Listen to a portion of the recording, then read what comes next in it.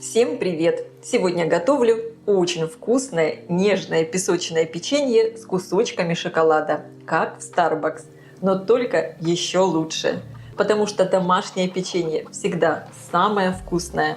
Готовится оно просто и быстро и из самых доступных продуктов.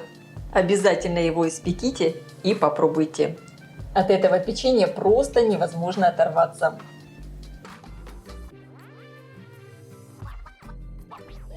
Для приготовления теста мне понадобится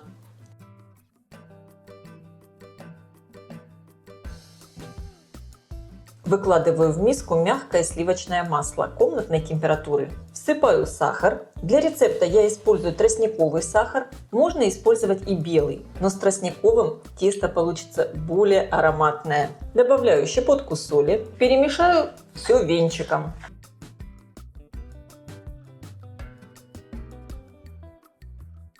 По одному добавляю яйца и перемешиваю.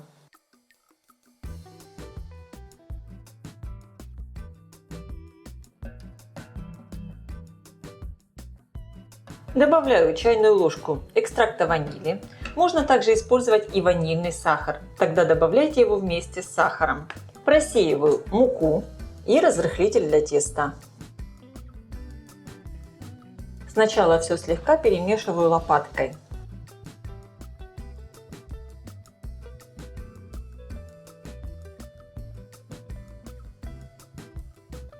И теперь домешиваю тесто руками. У меня получилось немного липковатое тесто, поэтому я добавлю дополнительно еще муку. Вы тоже смотрите по консистенции, сколько муки вам понадобится.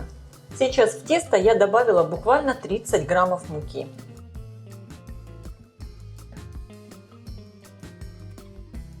Получилось вот такое очень нежное, слегка липковатое песочное тесто. И сейчас в него можно вмешать любые добавки. У меня сегодня печенье с шоколадом, поэтому я буду добавлять кусочки шоколада. Шоколад порублю на средние кусочки. Для рецепта я использую черный шоколад, можно использовать и молочный. У меня здесь 1,5 плитки шоколада, 150 граммов. Сначала немного разламываю руками и теперь еще порублю ножом. Слишком мелко не надо. Вот такие кусочки меня устраивают. Всыпаю порубленный шоколад в тесто, вмешиваю его. Кстати, это тесто песочное, долго вымешивать не надо, иначе оно затянется и будет невкусным. И сейчас я из него буду формовать шарики. Заготовки для печенья. Берем кусочек теста и скатываем в шарик. Размер печенья выбирайте сами, какое вам больше нравится. У меня вот эти шарики получаются примерно по 60 граммов. Печенье будет такого довольно крупного размера. Заготовки я перекладываю на доску, на пергаментную бумагу. Друзья, подписывайтесь на мой кулинарный канал Люда Easy Cook. И обязательно включите колокольчик, чтобы не пропустить уведомления о выходе новых рецептов. Сейчас все заготовки я отправляю в морозильную камеру примерно минут на 20. Тесто должно немного застыть. Если хотите, можно отправить просто в холодильник, но тогда примерно на час. Когда печенье застыло в холодильнике, перекладываю его на противень. Выкладываю на довольно большом расстоянии друг от друга, так как это печенье во время выпечки будет расплющиваться. И сейчас отправляю выпекаться в хорошо разогретую до 180 градусов духовку примерно на 20-25 минут. Конечно, вы ориентируйтесь по своей духовке. Противень я ставлю на средний уровень, включен верх и низ духовки. Первая партия печенья испеклась. Оно выглядит просто великолепно. Аромат замечательный. Снимаю его на решетку и оставляю остывать. И, конечно, сразу выпекаю вторую партию.